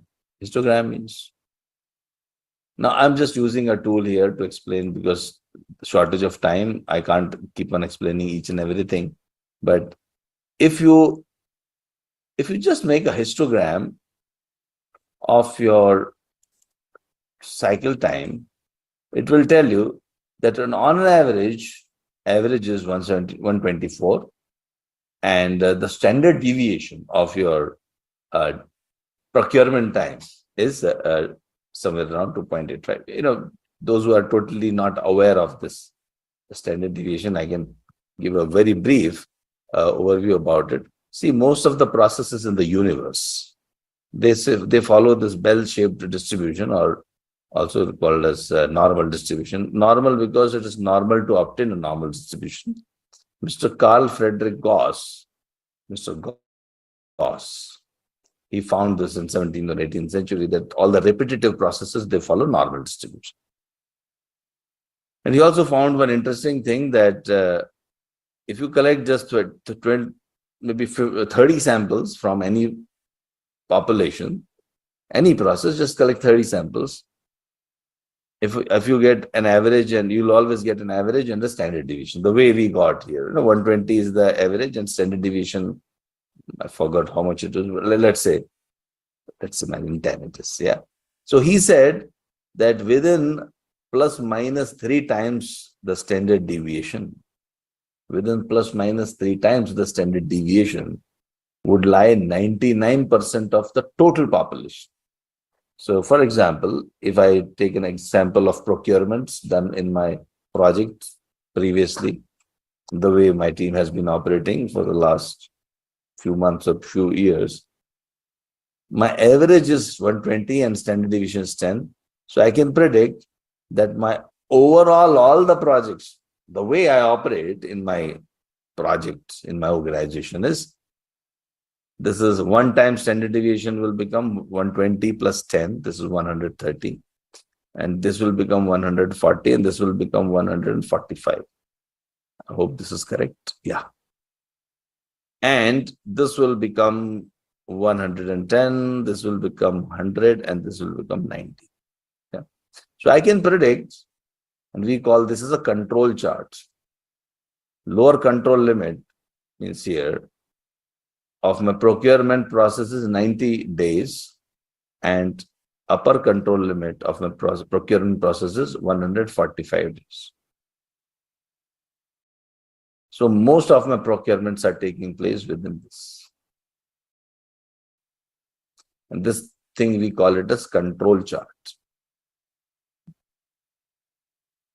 Lower control limit is minus 3 times standard deviation, and upper control limit is plus 3 times the standard deviation. And it just shows, control chart just shows that this is the way you operate. It doesn't tell you that it's a good process, it's satisfying the customer. It doesn't tell you anything. It just tells you whether the process is stable or not. Suppose you are going somewhere here, sometimes here, that means you are unpredictable. If your process is under control, means you are predictable. I can predict your performance. Okay. So you see whether the process is stable or not. So these are histogram, control charts. These are all tools used in project management. I'm just giving you very, very brief overview. Now you are here to solve the problem. So you can use a cause and effect diagram. There's a technique called cause and effect diagram, where you brainstorm on all the possible causes. See, brainstorming is a very powerful technique used in project management. So one of the ways to first brainstorm on the possible causes is using 6M technique: measure, method, man, machine, material, environment, measurement. Imagine, brainstorm on all the causes related to these categories. And you'll find that possibly you will get some of the root causes in this cause and effect diagram. And the cause and effect diagram is very easy to make. Nowadays, everything is automated.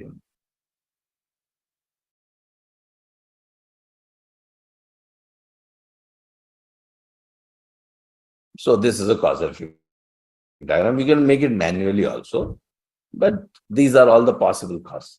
But not everything will be impacting. So one gentleman called Vilfredo Pareto, who was an Italian economist, who found that 80% of the wealth in Italy was with 20% of the people. 80% of the money was with 20% of the people. 80-20 rule he called. Then he realized this is true everywhere. And Joseph Juran, he applied this to quality, and he said 80% of our problems, whatever problems we are trying to solve, is due to 20% of the causes. So we have listed, let's say here, 20 causes. 20% of 20 is 4. So only 4 causes will be responsible. Which are those 4 causes? You collect the data. So here we collected the data, how many times every cause is occurring. And you can do a Pareto chart. Pareto chart will quickly list down. It will count how many times each reason is occurring. So delivery delay, vendor selection delay, lack of clarity of specifications, and approval delay. These are the 3-4 topmost causes, which are occurring most of the time. They are contributing to 80% of your problems. Yeah. This is the cumulative line, means first cause plus second cause is, the numbers are also given here. 12 is the count, and percentage wise 27% of total causes. First 2 together is 27 plus 22 is 49. Okay. And so on and so forth. Why it is 145? 3 sigma is 150. Some people are asking questions. Okay. Oh, I did not see that. Okay, let me see why it is 145. It is plus 3 times standard deviation. How much is the standard deviation? Average is how much? 120. Oh, sorry, 150. Oh, it is 150. You are right. Oh, you're so sorry. Oh, I was just checking whether you're sleeping or not. Okay, thank you. It is 150. 150. Absolutely right. Well, I'm sleeping. Okay, that was a test. You're right. It is 150. Absolutely right. Thanks for that. Who was the person who told? Shobita. Oh, you are awake. Great. Just now, see, during the day, I conducted a session where actually the standard deviation I had taken was 5.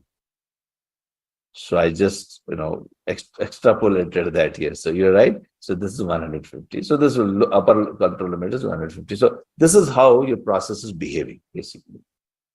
And process is under control means this is the way our processes, this is our way our procurement processes. And the whole objective of our improvement is to,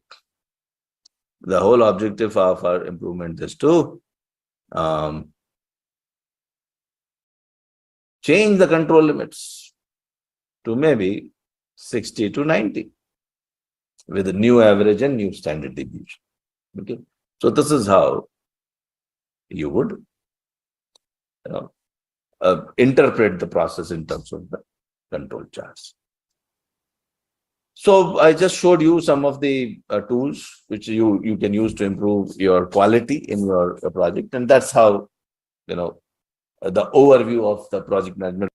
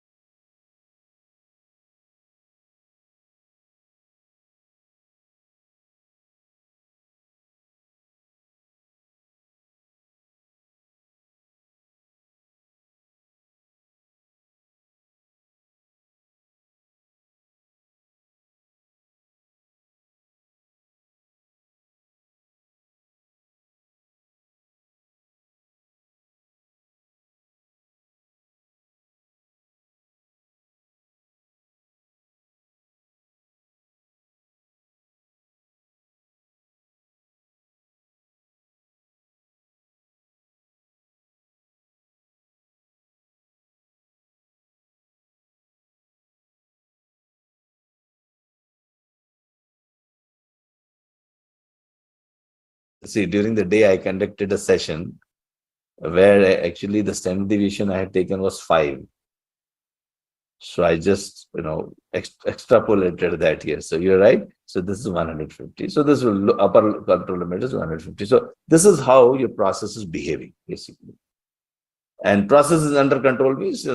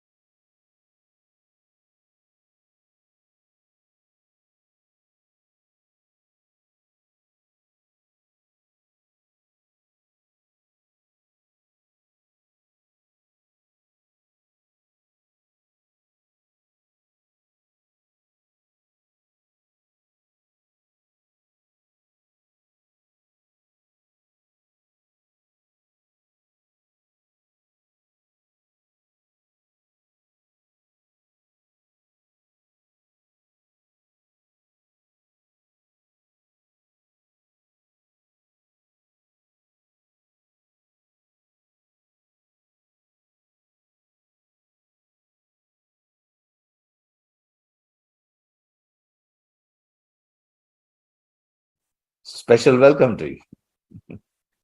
Okay, thanks a lot. So tomorrow is your session.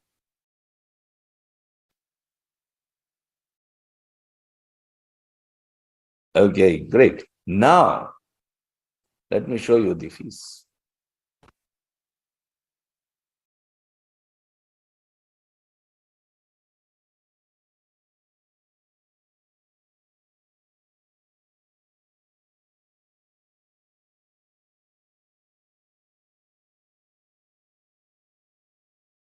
So some of the things um, you are getting it from accredited training company. So if you are tense, our assessment of Anexas by PMI is very, very high. They have considered as one of the top 2 percentile. We like if this was a score and we belong to like top 2 percentile. The percentile means if there are 200 institutes, if you divide them into 100 tiles, so we are in the top 2 percentile, around top 4 institutes in the world, which we are already proud to tell you that. We are all PMI approved instructors, and of course, if you are joining PMP course, you will be joining with me, and we have got the seal, etc., official seal of PMI, and just to tell you that you would be able to pass the PMP examination for sure in first attempt.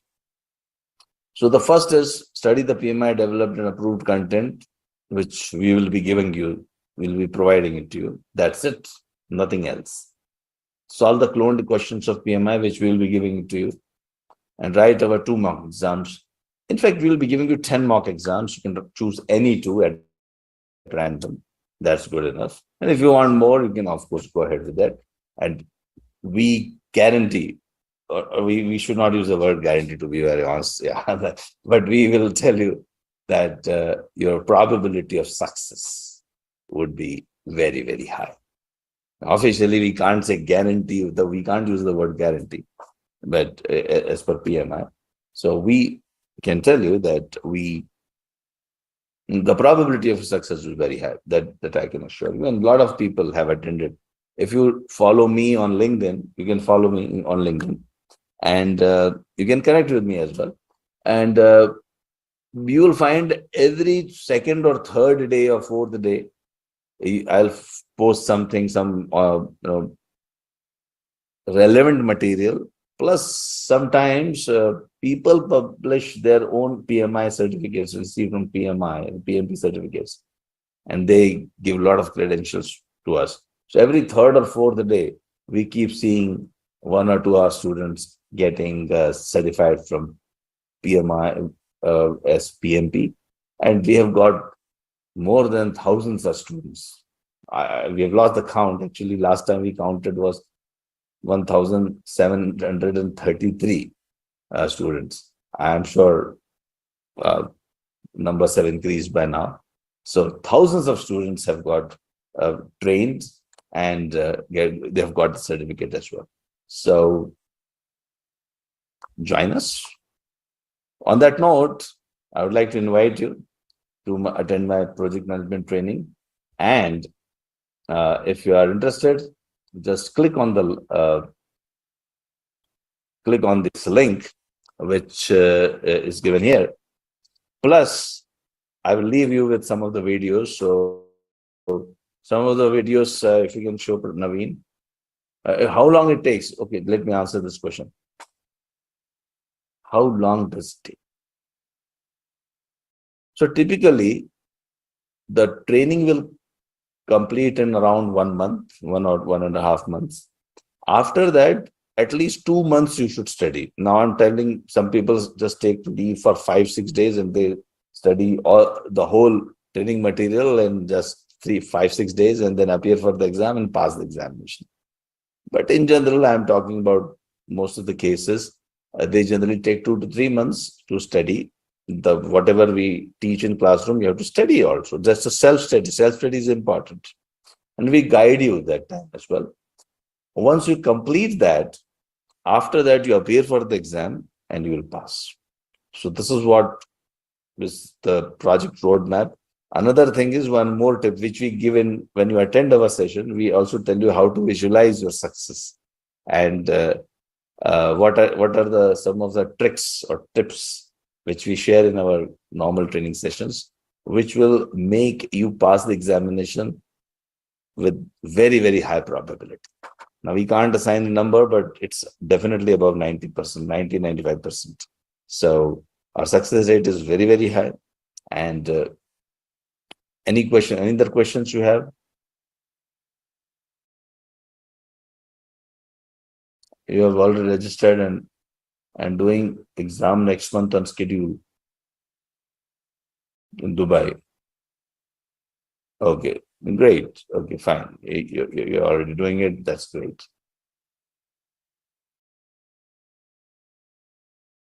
Okay, so you're already appearing for the PMP examination in July.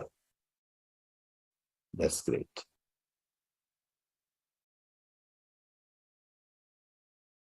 Yeah. Okay, any other questions you have? Does the PMP require yearly recertification? No. Like CPHQ? No, CPHQ also doesn't require yearly. It requires, I think, biannual, like 2 yearly.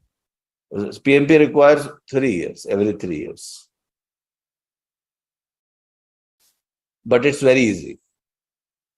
You can attend our courses, and that also gives you the PDUs. So you can retain your certificate every 3 years, not to worry. Once you become our student, you can attend that course any number of times in the next 5-10 years. Yeah. So once you are our student, you can repeat the course any number of times.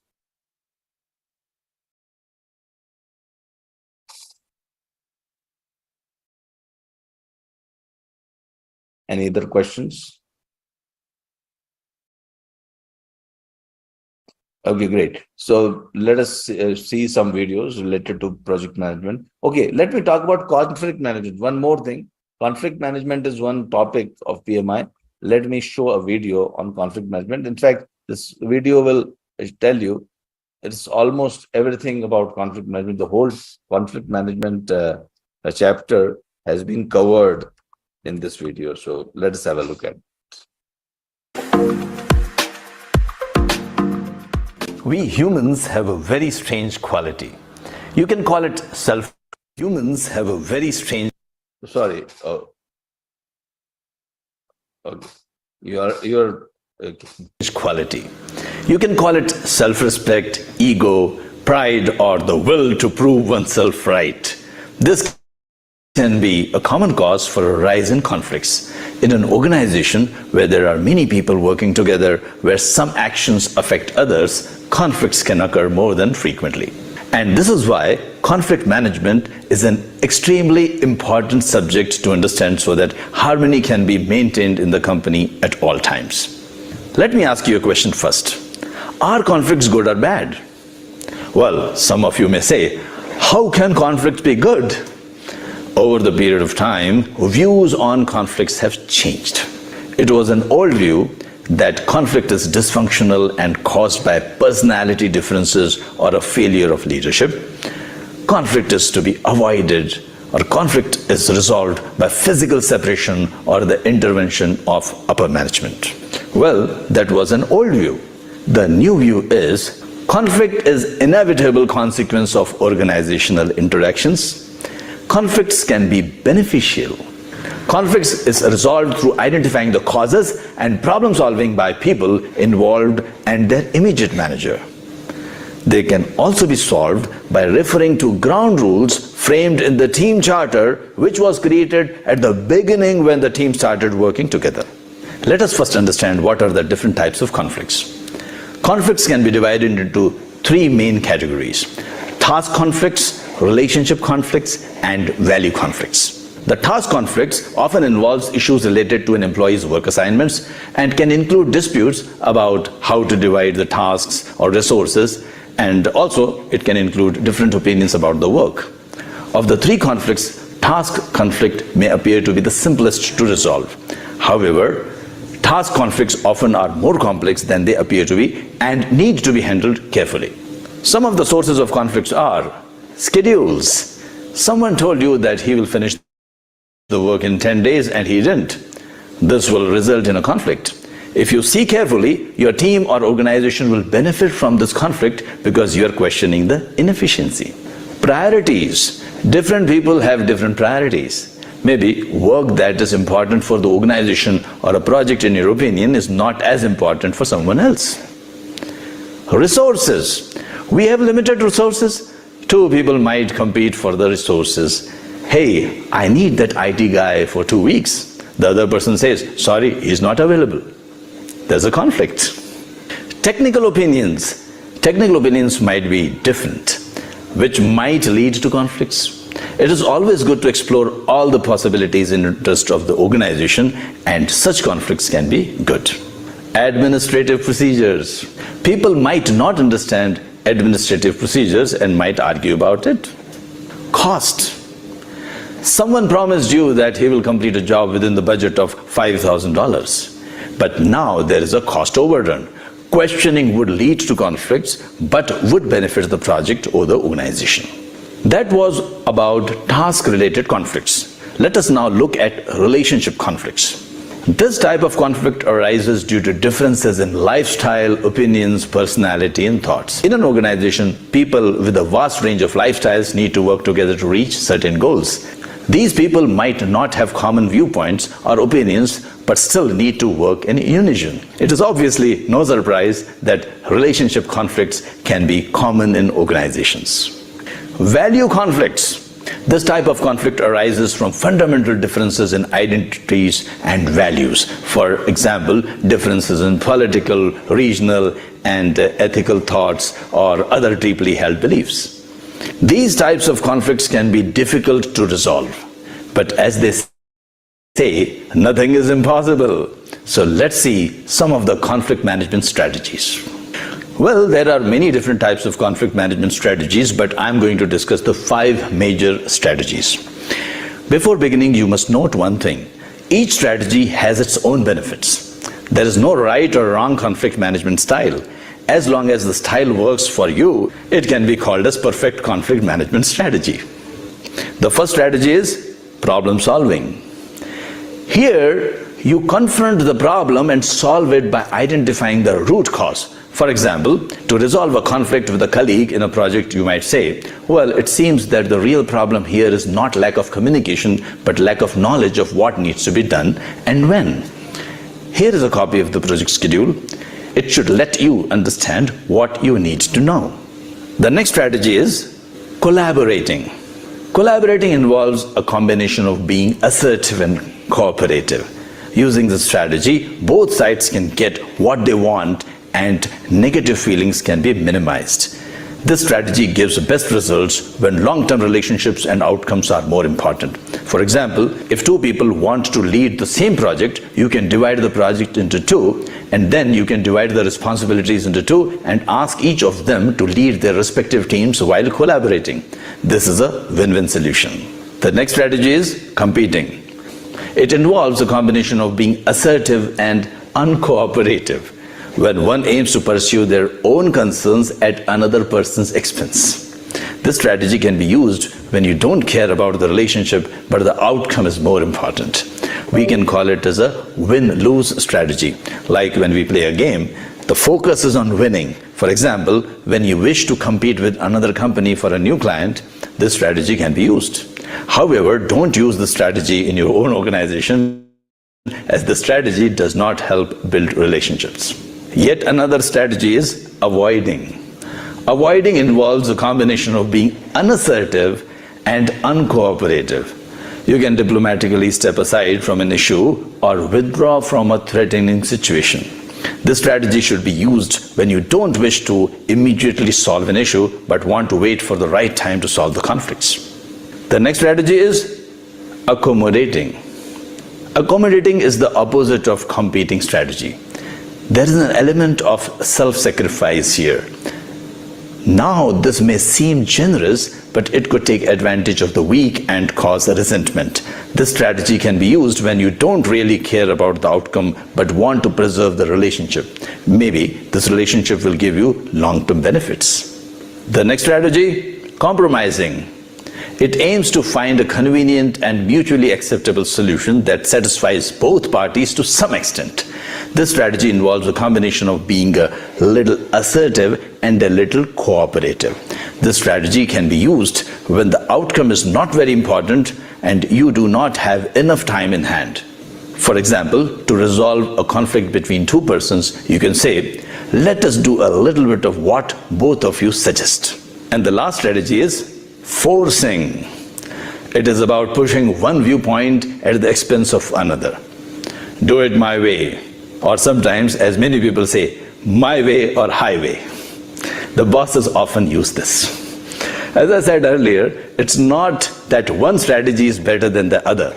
It depends on the situation. But in my opinion, problem solving that means confronting a problem by solving its root cause is the best one, if that is a possibility.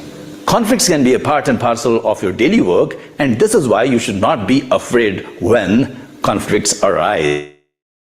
There are things you can do, such as becoming more skilled and qualified in managing the conflicts. I hope this video helped you. For more videos like this, you can subscribe to my channel. Happy learning! Thanks for taking out time to watch this video.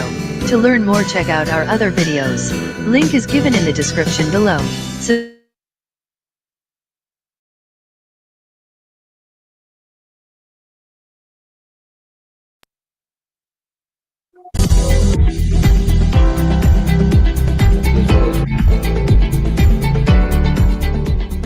If your actions inspire others to dream more, learn more, do more and become more, then you are on the path to becoming a great leader. In this generation where technology has become so advanced that it is available to everyone, the only competitive edge a company can get is by improving its leadership. How important a good leader is can be explained using the examples of many companies that rose to skyrocketing heights because they had great leaders. According to Forbes, companies like General Electric, Procter & Gamble, Intel, Siemens, Coca-Cola, McDonald's, ABB, Microsoft, Walmart, etc. are good examples of companies for great leadership. Now the question arises, how does leadership influence organizational culture? I'm sure all of you have asked this question to yourself at least once. Just how a parent shapes the characteristics of a child, or just how a teacher builds the foundation for her students. A good leader sets the benchmark for the company and its people. With good leadership, a company can grow and achieve its goals, at the same time create a healthy environment for its employees, thereby improving employee efficiency. A team can grow only up to the level of its leader. It cannot go beyond it. So the level of the leader decides the performance of the team. We now know that leadership is important. So how do we inculcate good leadership practices? Let me tell you about John Maxwell's 5 levels of leadership.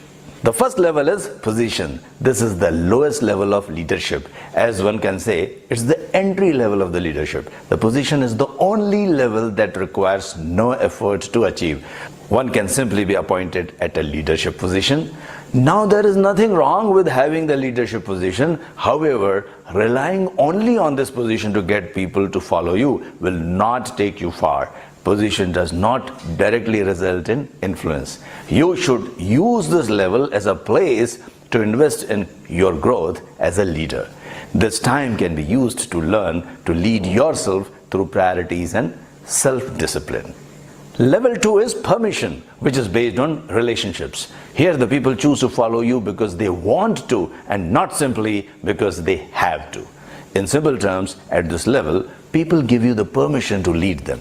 If you want to grow at this level, you will need to learn to know the people you are leading and connect with them. If you treat your people as individuals who have their own values and beliefs, you begin to develop a positive relationship with them.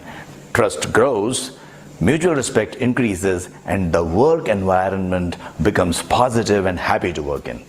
This is the level where solid, lasting relationships are built that create the foundation for the next level. Level 3 is production. In life, there will be times when people hit rock bottom and they feel there is no way out. This is when true leadership comes to rescue. Great leaders know how to motivate people. Getting things done is what level 3 is all about. To build influence and credibility, results must be visible. If you want people to follow you, not only because of your relationship with them, but also because of your credibility, then you must give them something to prove your worth. This is the level where leaders can become change agents. The more output you give, the more you will be able to tackle tough problems. Work becomes fun as everyone is moving together and the team rises to another level of effectiveness. Level 4 is people development. To sum up level 4 in one word, it can be called the reproduction level. A great leader is not someone who rises on the top alone. A great leader is someone who produces more great leaders. Your goal at this level is to identify and develop as many leaders as you can by investing time and effort and helping them grow. When there are more great leaders, the organization will accomplish more. By doing this, you are giving your people another reason to follow you. When they see what you have done for your team members personally, respect, trust, and admiration increases. And level 5 is pinnacle. This is the highest level of leadership, which also makes it most difficult to attain. You simply cannot reach level 5 unless you are willing to invest your life into the lives of others. But if you stick with it, you may find yourself at the pinnacle. Level 5 leaders develop level 5 organizations. They aim to create opportunities that other leaders don't. They create a legacy in what they do. People follow them because of who they are and what they represent. As a result, level 5 leaders often transcend their position and even their organization. One thing you must note here is the goal of John Maxwell's 5 levels of leadership is not to advance from one level to another, but it is to build upon each level. I would like to end with a very famous quote by John Maxwell. Leaders become great not because of their power, but because of their ability to empower others. Stay happy.